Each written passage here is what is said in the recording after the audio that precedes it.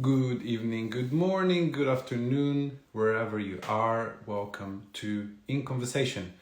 My name is Jakoš Kapin. I'm the current producer of the Global Vocal Improvisation Network. So these are our bi-weekly conversations where we get to chat with a member or two members of our global community and discuss their work, their passion for improvisation, and much more. Before we get to today's guests, I want to invite you to check our website at thewellvocal.com. Everyone who is interested in vocal improvisation is warmly invited. You can find a global map with all of our members. You can find a global event listing, a resources page with fully improvised albums, books about vocal improvisation, inspiration videos, and you can of course join as a member for free. And you're very welcome to also add a donation that keeps the network running and that keeps the website alive with all of the upcoming changes and developments. Okay, that was a long sentence. Let's get to it. So today I'm going to chat to Intuisound, Will and Annalena from Hamburg. And let's see if they are ready to join us.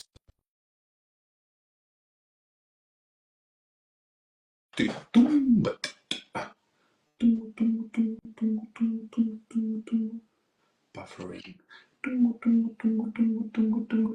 Hello. Really nice to see you. Nice to see you as well. And nice to meet you. You're probably one of the only people that I've interviewed that I don't know personally or that I haven't met in person. You have met me, or well, let's say I went to a concert of you when you were in Hamburg. Oh no, I've revealed myself. Okay, tell me more. Don't worry. Was it the Anthropos concert in Hamburg? Exactly. Have we spoken though? Have we hugged? Yes, we did. Oh, damn it. See, I shouldn't have said there were that. so many people. But it was very, very brief. And of course, I feel like it is also different because I know your content a lot more. You know, I'm a fan. I follow your page. I see how you promote your vocal improvisation events. So that's a whole other side probably. And then you meet someone in real life and yeah, you realize they're just a singer like you. Well, there we are. How are you doing today? Very good. I'm good. I'm a bit nervous, I would say. I think it's the first time that I do something like this. I feel a bit old when I see this because we have Corona, right? I could have done something like this, but never. No, well, welcome to the format. Hopefully a very relaxing, non-invasive experience. So let's then start with just introducing Intuisound. It's kind of a name that sometimes, is it pronounced Intuisound, Intuisound? Doesn't matter, probably. Intuisound. Intuisound. Yeah. So tell us how it began, how you chose the name, what it is, what it represents for you and your practice. Okay. We were thinking about a name that connects with the intuition that we use a lot in improvised music. This is why we just put sound, because it was also not just singing, it's not just body percussion. We're like connecting it with our Musica de Circolo practice, where we also met 2 years ago in the retreat, and we both did the leaders training. And we were dreaming of creating something similar of what we have experienced in Brazil in the Musica de Circolo retreat, and we just enjoyed it so much. And so, we started last year in summer, I think. Actually, we started to do this practice 2 years ago. When I first came to Germany, we were having practice groups in São Paulo a lot, when I was doing yet the teacher's training in Brazil. And when I came here for the first time, and then she was about to open her groups, then I said, no, let's do it. So we started to do these practice groups that evolved into what we do nowadays that has a bit more than this open practices. And the name, I think the name comes also with an idea. We are international couple, right? We speak more English, and intuition is a word that in several languages, it's intuição, intuition, intuition. So it's a word that's easy for lots of different people to understand. And so it came out of a brainstorm and something to say, let's do it. And yeah, that's I think how it started. So it started 2 years ago, our practice together, and in last summer, we said, okay, this has a name. Then we started to do websites and Instagram and a lot of things out of this. Yeah, I think I also prefer it with a Brazilian accent. That's my favorite version so far. I think that's an important little, detail that makes all the difference. So, Annalena, are you then from Hamburg or somewhere else in Yes. Germany? Okay, so we'll then move to Hamburg. So, how was it to start something completely from scratch? Maybe it was not from scratch, but just maybe take me through the experience of setting up basically a Música do Círculo, right? Community in some ways in Hamburg. Well, we're still on it. I think as I first got in touch with this whole music improvisation world was with the Body Rhythm Festival that Ben organizes here, and it was nice. And it was this happening once a year event, and I'm coming from a professional music background, so I was, yeah, like playing gigs and touring, like singing in background for artists. And I thought, wow, it was for me such a mind-blowing experience of improvised music and getting out of this musical context that then I was like, I think more people should experience. So right now we're working from people that I know from musical, like friends and from dancing, and in the same time, we're trying to work on finding people through also social media a bit, the same bubble people kind of. But yeah, maybe you want to share more about it. Yeah, I think it's challenging, right? Because I when I was in São Paulo with lots of people that know Música do Círculo for lots of years, so it's easier to get people to the practices. And here we need to deal a lot with frustration sometimes. You say, hey, a lot of people are coming, but when we are there and not so many people come. So I always say that in the worst case scenario, there are us two and we can make music together. So I think to keep the discipline, it's something really important for me to keep it going, keep going. There will be bigger circles and small circles. And also the quality of, I think the mindset of opening the space. No matter if there's 10, 20, or if there's 1, 2 people. And actually this year, I would say that we are getting, the numbers are slowly getting better in terms of people going to the circles. But I think we are there twice a month nowadays with our open circle, opening the space. And then magic happens. In the last one that we had, it was, I think, the first one this year that we had less than 10 people. And in the very beginning, oh, it was different from the vibe of this year that we were having more than 10. But it was so great after the circle when it finished. And you say, hey, that's why we do it. To connect, to be together, and to really be together, right? I think this is the main reason why we do it. And maybe this is a question for you, Will, then. Are there any like cultural differences that you've observed that make it different to, do música do círculo in Europe versus in Brazil? I don't know, embodiment of the people, how the culture perceives it. What's your perspective on that? That's a good question. People normally asks me this. I would say that there's a bit of ice shell that I need to work a bit more on making people connect, but it's really fast. I would say that I need 5 to 10 minutes more for people to get into this connection. I think the Música do Círculo practice helps a lot, and I think I always use my, as I am Brazilian, I say, in Brazil we hug, so we are gonna hug here and that's it. So I use I am Brazilian, so it doesn't matter how you, of course I care about how people, we need to read the room well. But I think I need sometimes a bit more minutes for people to get there. But in the end, we are much more alike than different, I would say. And as in Brazil, I think we are more used to sing together, not singing this improvised music. I think this is also not so big in Brazil, but we are used to sing together. in Brazil in different contexts with a guitar, people around doing samba. So this making music together is really usual.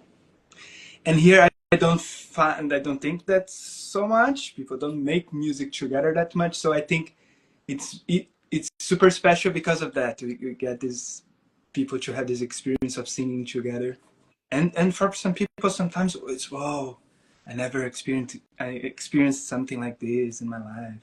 So wow, the testimonials in the end are so amazing. So for us, Yeah, and it's also about the testimonials. Like it's important to capture, so what people are feeling. And I guess I'm also interested in your project because I feel like we're in a new era post-pandemic, and people who are starting communities are maybe some of them at least a lot more aware of what they're doing online, how that can be a useful tool versus something that disconnects people. So maybe can you talk to me a little bit about how you made those decisions? How much are you just in the space with the people in real time? How much you might think about what you might post later? What does the online space represent to you, and how you maybe approach it when you decide to share something about your practice? this is it's a good question. I think it started with Annalena saying that we need to have a how can I say it? We need to be online. We need to have a website. We need to be on Instagram in a nice way. Because she used to say that sometimes it feels better than it looks. So we need to find a way for people to engage people, to engage new people to come. And then she was super responsible for starting this. Let's have material. Let's have professional stuff to make this happen. For me, I was years out of Instagram, and I was super happy. I would say, I was super happy without this whole social media topic. But now I can feel that, and then I started now studying paid traffic, how we can advertise in Instagram, Google, da da da. And we are really feeling that there are lots of people coming because of social media that don't know us. Because in the beginning, as she said, we started with her bubble, with people that she knew already. But I think now most of the inner circle already went there, and some people keep going, and some people no. It's normal, right? It's part of the process. But now lots of people that say, no, when I found your page, it was so amazing. That's what I was wanting to find. So it's nice. Somehow I think it's a lot of work. I think we need to learn how to balance the amount of energy that we put there. But I think for now it's paying off. It's worth it. Yeah, and going back to something that you said before we go to Annalena, which is that it feels amazing in person. So how do we then represent that? And I guess I'm also quite passionate about the fact that it feels so amazing. So if we share something about it, it better be like good content. It better be something engaging. So Annalena, as the main instigator, how has that been for you? And maybe are you able to, keep like an authentic relationship to it while you share in this way online? Tell me more. Yeah, I think like as I'm sometimes working for commercial, like doing voiceover or being in front of the camera, like I know how this world is working, but often like I was always taking care not to advertise anything I wouldn't use or I don't want to support, but it was this idea of okay, they always take care of certain things that attract people. And for me, I remember when I first saw things online, people holding hands, and I was not feeling so attracted, but just from the way I was never experiencing anything like this. So I was a bit like my friend Lisa Herta came to Hamburg for the Body Rhythm Festival and said, hey, come with me and look at that. And then I realized, wow, it's such a difference. And often I feel with commercial is you see something so amazing and then you have the product and you're like, it's like not even close to what they advertised. And this time I felt like, wow, what I saw before, it didn't come close to this feeling that it has and this real impact. And so then it was like, oh, but commercial is sometimes so we're also making fun of it, this kind of, oh, we're selling you something so rare. But actually it's something, sometimes we were also talking about, oh, paid traffic, Instagram. But I said, we're not selling any insurance or any, things that might not be good for people. It's just like we inform people for something that might make their life more happy. And it was always the idea, okay, maybe we can share something that people, do you also see this little sun Yes, coming I up? do. I think it's a new feature. You know, everything Okay, is gamified. great. What can we do? Instagram is just like, keep on going. Exactly. But to, yeah, try to share things that people really experience. So for me was the idea, when people are in the retreat, make an interview with them, that you really have this feeling that is there. But of course, I understand that it's a vulnerable practice. You don't really want to film while you're doing it, because it kind of gets you somehow out of the here and now.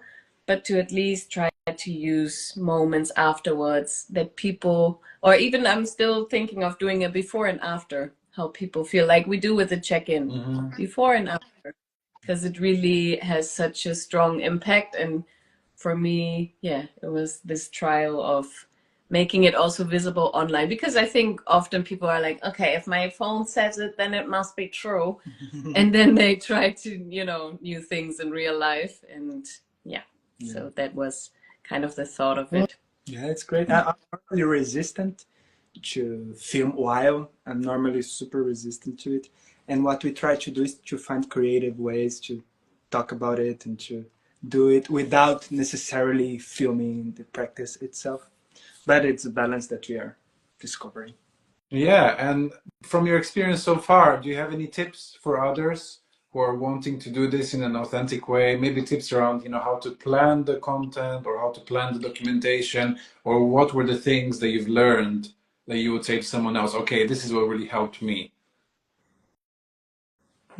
This is a good question. Mm,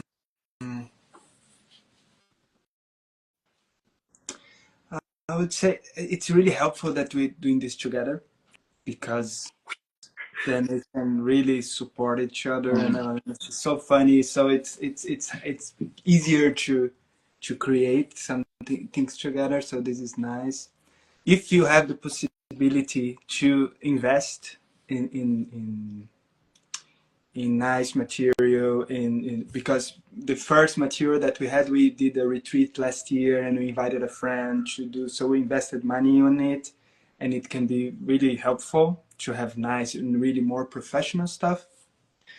But and besides that, I think also now we are having, now it's super new from last week, this microphone that's really good to record stuff, because it's here inside and the quality of the audio is much better. But this is all about investing, right? I would say that, yeah, I think we are discovering it.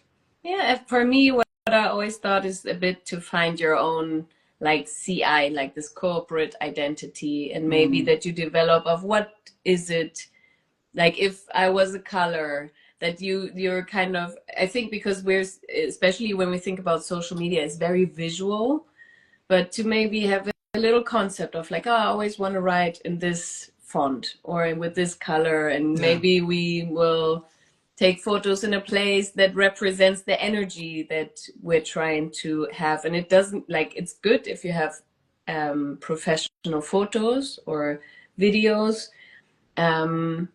but to also maybe think, what kind of feeling do you want to transport, and that this can maybe help for creating content or to make fun of it, or to yeah, start sharing something. Because I think and I'm also part of, like, my personal Instagram is also very outdated, because it's not very something I have a lot of energy for, of updating my page. But for Intuisound, it was this idea of, okay, just share and maybe one person will see it that says, hey, I find it interesting, or I, find it funny or sympathetic or anything. And sometimes people come half a year after they saw something. But I think it's more, and this is what I tried to change in my head with this social media craziness, is it's a great network. And what you're doing with the Well is so amazing, because you create a platform where all of those different people from all over the world, and I mean, this is really a great time to be alive, to have this possibility of reconnect, of exchange, and to also motivate each other, because it's still a little like bubbly. And I think it attracts more bubbles, that people come that say, oh, usually I do mantra singing, but I realize circle singing really has something more to it. There are people that are in similar areas of mindful practices that we can find through Instagram, for example. Yeah, definitely. And there's also a whole new generation on Instagram, that have very different references, but they love circle singing, vocal improvisation from all kinds of different perspectives. Yes. And then going further into the brand then of Intuisound, inclusivity is a really important word, I think, and a concept that you kind of put at the forefront of how you describe your sessions and how you talk about your circles. So where does that framing come from? I mean, of course, in my head is related also to musical circle, to the whole pedagogy, but it's also a more of a broader decision, I think, for you guys to put it at the front of how you talk about your music sessions. It's true. I would say that this idea of we can always invite music, I think a bit taking the last answer, this having a strategy of what we are doing. We have strategy meetings sometimes to say, okay, what we want to do, and from there on we move. So this is nice to have this strategy, or to, okay, what do I want to do in the next year at least, somehow to have some visions. I think it helps to create. And for me specifically, it's connected to why I entered in this world, because I always loved music. I always played guitar, but I come from engineering. I come from a different path in my life. And then when I discovered Música do Círculo as a practice, and I say, hey, there's a lot of people singing together and it's open for everyone. I say, hey, this I like, this I can do. And as me, there might be lots of people around that likes music, that has any kind of relationship to music, but they are not professional. They are not, when sometimes I play with Annalena, when we enter in this stage performance thing, I'm already, it's not my thing. Studio, I'm not really, so I feel this in my body. But this idea of inviting people to sing together makes so much sense. And what motivates me more in our circles, when I see someone that's a bit more shy, that is a bit more closed, start opening, and the eyes are opening, and I say, wow, this is great. It's so amazing. It moves me a lot. And even in musically, sometimes it can be harder to make the group to sing together if people are more shy or not so musical, let's say, not so used to make music. But I think when they discover that they can do it, for me it's so great. So in my personal path, I think that's why.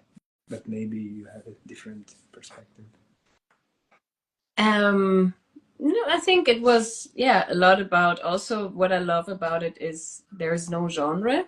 So it really connects also through the ages. Like, because I realize often it's like, oh no, this song, I don't know, it's too young and too old for me, or, and this is really a place where everyone can join, no matter with what kind of background.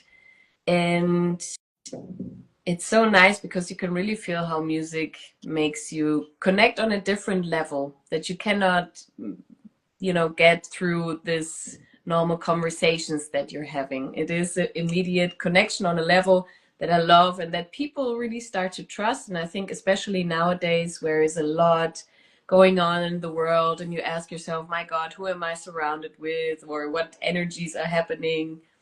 And then it's great to see in those practices that people that are so different, that maybe never would have met on the street or sit on the same table, are making music together. And it really feels like everyone is leaving in this unity feeling.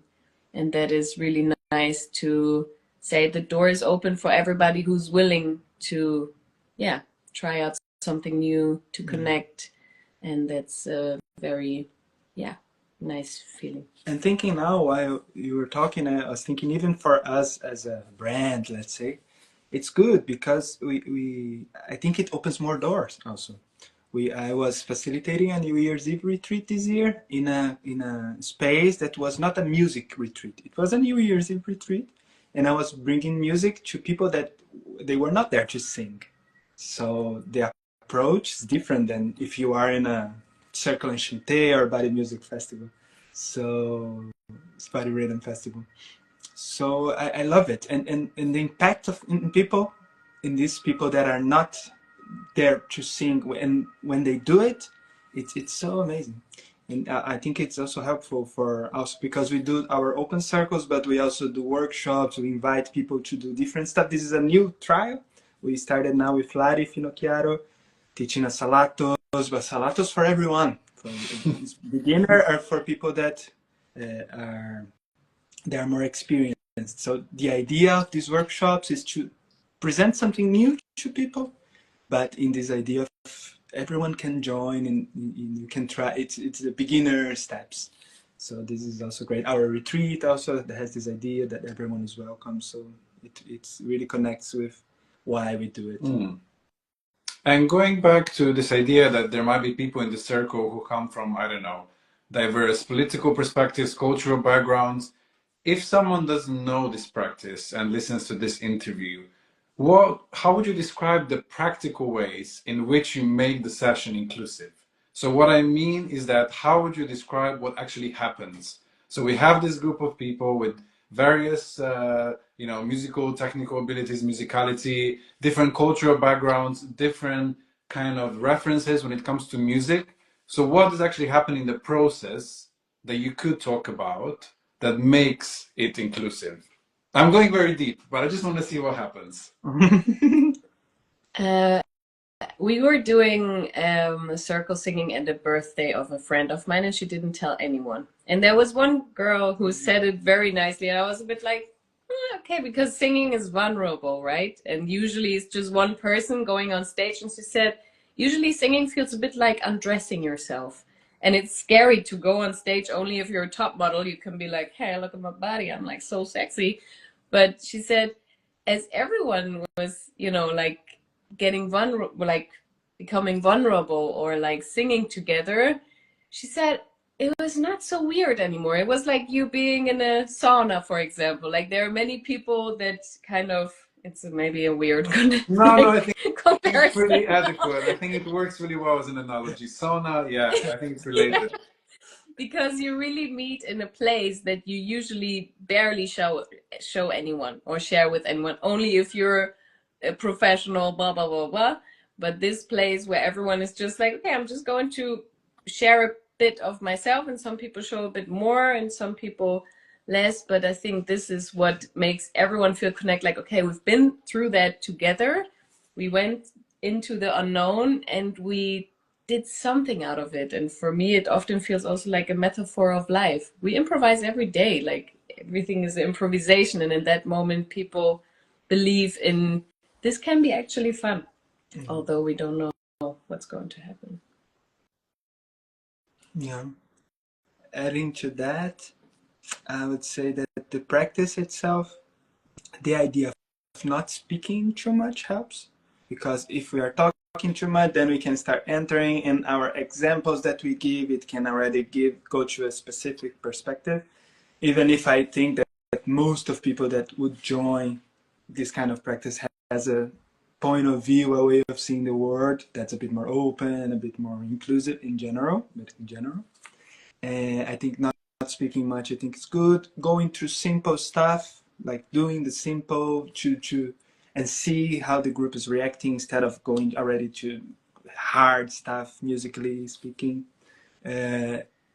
Inviting what is there in the group. The last circle, it was a lot like this. We proposed something and people started to change and the group started to go for it. So I think, okay, so the group, to see the dynamics of the group and make the group participate and create, I think it helps in this inclusivity.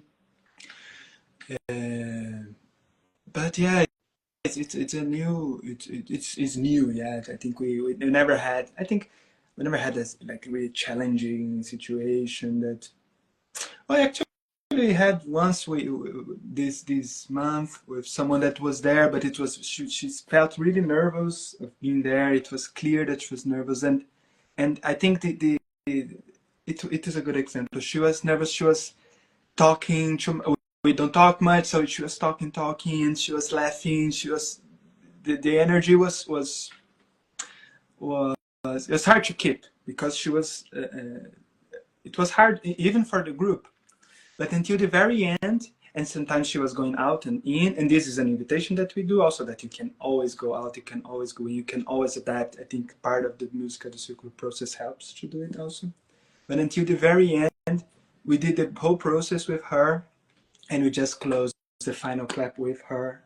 And we said in the very end that everyone that came here for the first time, you are more than welcome to come again. And I really wished her to come again because, of course, she was there for the first time. She didn't know what to expect because Instagram, she saw, okay, a flyer, let's go. No, she was invited by a friend. Yeah, invited by a friend, yes. So I think this perspective of yes, we want everyone that wants to come to come. Yeah, and it was interesting because she said herself, oh, usually I'm always the weird one who's not in the group. She was really reproducing or reliving experiences from her life. Like, oh no, I'm always the outsider. And the group was staying open, and I was really amazed by the possibility for everyone to stay in the practice and to just be like patient. And in the end, she was like, no, I really thank you. And she was enjoying it, although she said for me it was very uncomfortable and I could face a lot my insecurity. But we said you can always come back, and it's this kind of to leave a space open where it's not about your performance. And I think we have a lot of spaces where it's about your performance and not about your presence.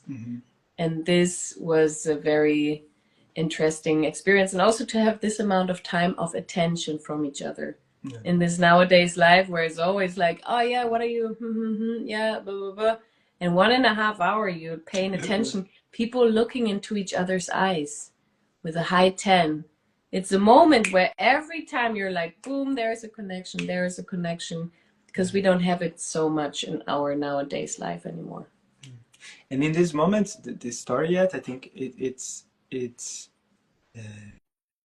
then you need to check on yourself. Oh, I'm really open, I'm really inclusive, or I would prefer this person not to be here. So it's a moment to check, that and what I liked most is afterwards when we were both together, we said, hey, we made it, right?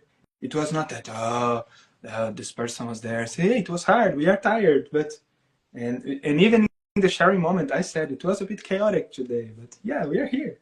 So I think this agreement that we had afterwards, we were on the same page. So this was really good for us, that we are really walking in the same direction. Yeah, thank you for sharing. Thank you for sharing that story. I guess for the end of this conversation, I want to kind of look into the future and maybe discuss some of the wishes that you have for this practice. From my perspective, this way of being with each other could have like great influence in society in general, and it could really combat social inequality, inclusion on a much broader sense. But it really depends in terms of how we speak about it. Does it stay in a bubble? Does it get spread, institutionally as well? Do we want that to happen? In some ways, I would say that that's definitely happening globally with Musica do Circolo. There's a lot more people now trained in the practice. They're doing their own circles. They're, establishing their own communities in various countries and various settings. So just an open space for you to share your wishes, your desires for what will happen, over the next decades. If you could decide. The next what decade, you said? Maybe. Oh. No time frame imposed. Up to you. No time frame imposed. Yeah. No. I think we're getting inspired by a lot of people doing great work already. Like, for example, also in places like a prison. One of our leading colleagues, she was doing it in Mexico in a female prison.